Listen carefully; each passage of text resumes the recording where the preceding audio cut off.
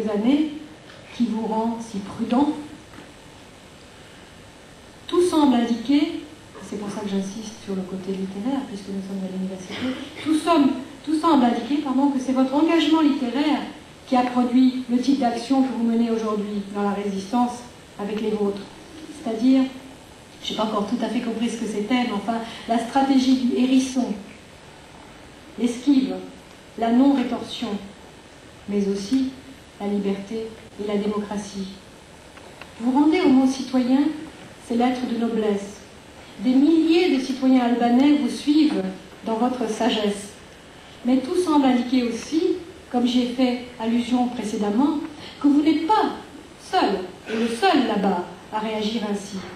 Par exemple, des milliers d'Albanais sont parvenus depuis 1990, sous l'égide de plusieurs intellectuels et du professeur Anton Cheta, malheureusement mort il n'y a pas longtemps, avec le professeur Anton Cheta, à dominer leur propre destin tragique, en effaçant la dette du sang, en éradiquant totalement la vendetta.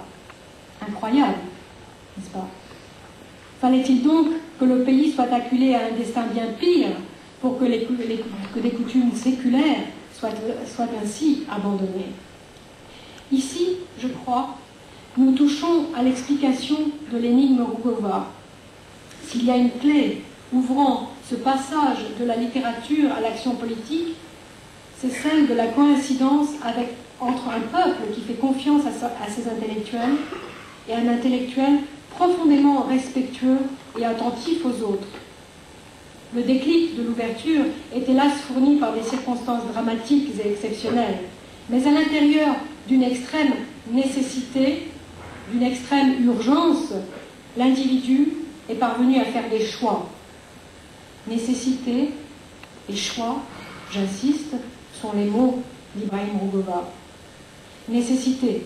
En 1989, dans l'atmosphère survoltée de la dissolution de la fédération, l'autonomie du Kosovo est arbitrairement supprimée, les institutions suspendues, la médecine, la presse, les théâtres, les sports, la bibliothèque, tout est soit brutalement, soit progressivement suspendu ou interdit, rendu à la gestion directe de Belgrade.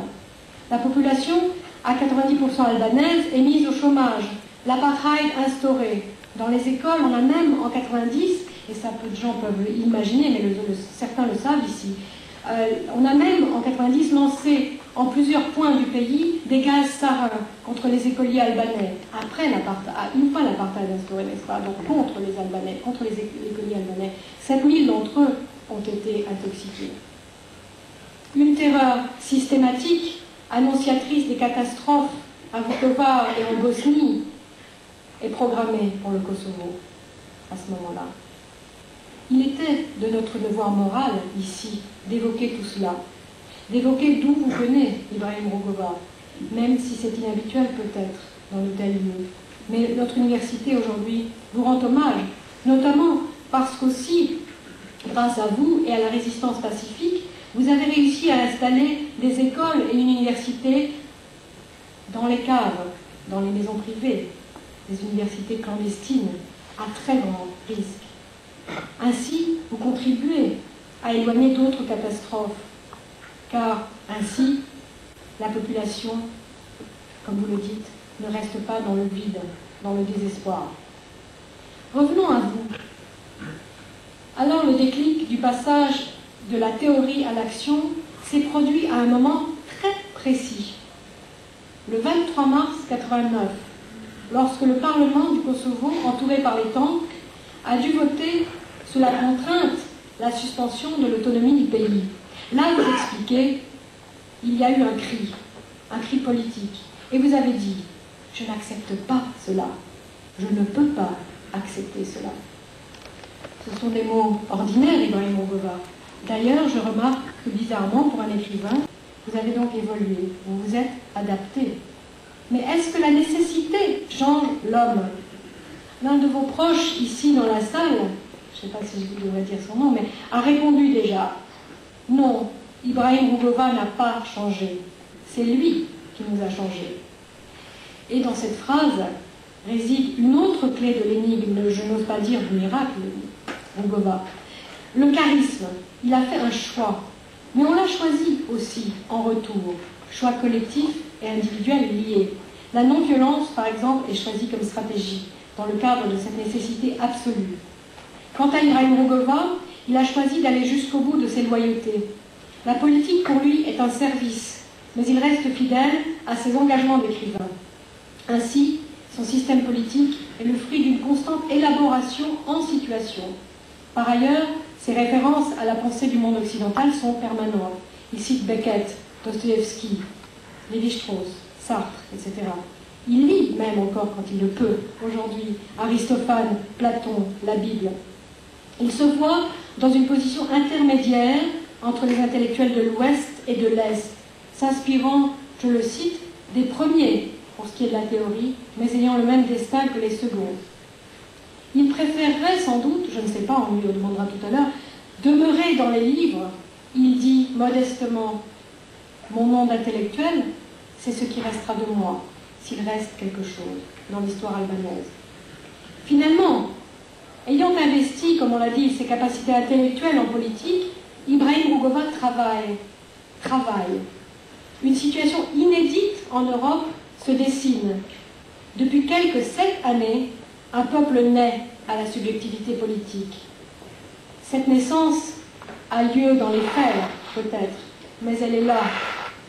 Ibrahim Rugova l'assiste à sa manière patiente, désintéressée, comme dégager des contingences, alors qu'il engage, par sa personnalité, tout son peuple à se reconnaître dans les valeurs politiques et spirituelles de l'Europe. C'est ainsi, et l'histoire n'est pas si noire, que des épreuves très dures portent un peuple vers l'existence. C'est ainsi qu'elles ont donné naissance, paradoxalement, à l'un des esprits les plus libres qui soient.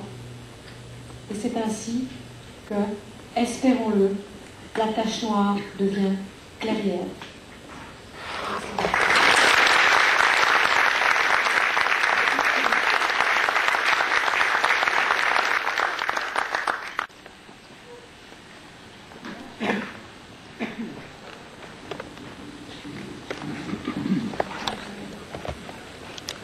Madame la Présidente, je suis très heureux de me trouver aujourd'hui dans votre université, alors que vous m'avez la joie de m'accorder le titre en guise de docteur honoris causa. Je suis également très heureux de m'adresser à cette honorable assistance venue de Paris et de la France entière et qui a trouvé un moment pour prendre part à cette solennité.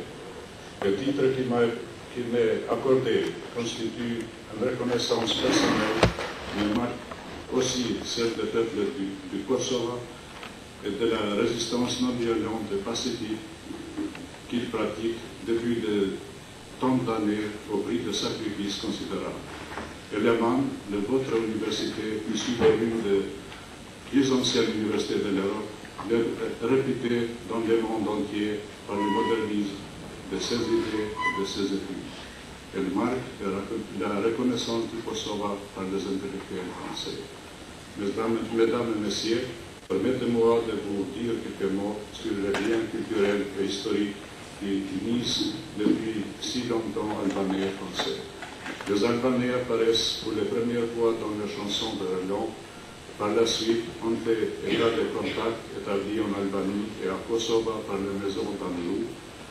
Durant la Renaissance française, de nombreux écrivains et philosophes font connaître la figure du héros national albanais George Kastrioti Skënderbeu, qui dirigea durant 25 ans la résistance albanaise contre les Ottomans, un homme qui le Saint-Père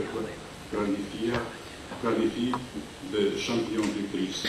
Dans l'œuvre de Pietro Bogdani, écrivain et théologien albanais du XVIIe siècle, on trouve la trace de Descartes, tandis que la Renaissance nationale albanaise du XIXe siècle s'inspire des mouvements nationalistes suscités en Europe par le grand Napoléon.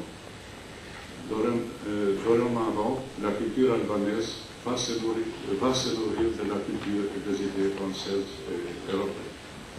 Quant au premier témoignage sur la vigueur de la culture albanaise au Moyen-Âge, nous le devons aux prêtres français brocales qui servaient dans l'archidiocèse d'Antivari ou Antibarensi en 1332. Depuis le XIXe siècle, la philologie et l'historiographie française s'intéressent à la langue, à la culture et à l'histoire albanaise. Avec Antoine Meillet et Marie Oro entre les deux guerres mondiales.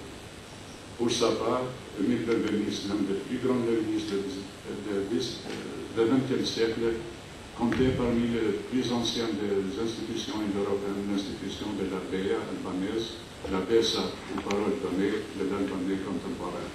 Georges Castellon considère le grec et l'illyro-albanais comme les peuples les plus anciens des Balkans, tandis que Georges Salagnac tient en haute estime la civilisation de l'Antiquité illyrique et ensuite, tout récemment, en 1992, les Illyriens dans les tables généalogiques de l'île. Mesdames et Messieurs, le Kosovo d'aujourd'hui recouvre la plus grande partie de la Dardanie antique ou Dardanie centrale, célébrée pour ses villes. Avant les Romains, c'était l'un des royaumes illyriens les plus puissants. En tant que peuple, on trouve historiquement les Dardaniens à Troie et dans les écrits de l'ancienne Égypte. À l'époque romaine, la Dardanie formait dans l'ensemble illyrien une province florissante où il en situait l'un des principaux centres de la civilisation antique. En effet, le Kosovo de Dardanie est la patrie de Constantin le Grand et celle de Justinien dans la belle cité d'Ulpiana, de Justinien, l'un des fondateurs du droit romain. C'est aussi en Dardanie, dans la belle cité Ulpiana, près de Pristina actuelle, que l'on trouve en 117 et 135 les premiers martyrs de la christianisation en Europe, Laurius et Laurius, sculpteur lunaire. Les Dardaniens étaient réputés par la musique sur instruments à cordes et au vent. Un instrument à vent en céramique d'ocarina de temps d'époque néolithique. Le Kosovo est aussi le pays natal de cette sainte vivante qu'est Mère Teresa. Pour piquer la curiosité de l'assistance, permettez-moi de préciser que la philologie française et européenne fait dériver le nom d'Aldanie du mot albanais dar, poirier, faisant de la Dardanie le pays du poirier.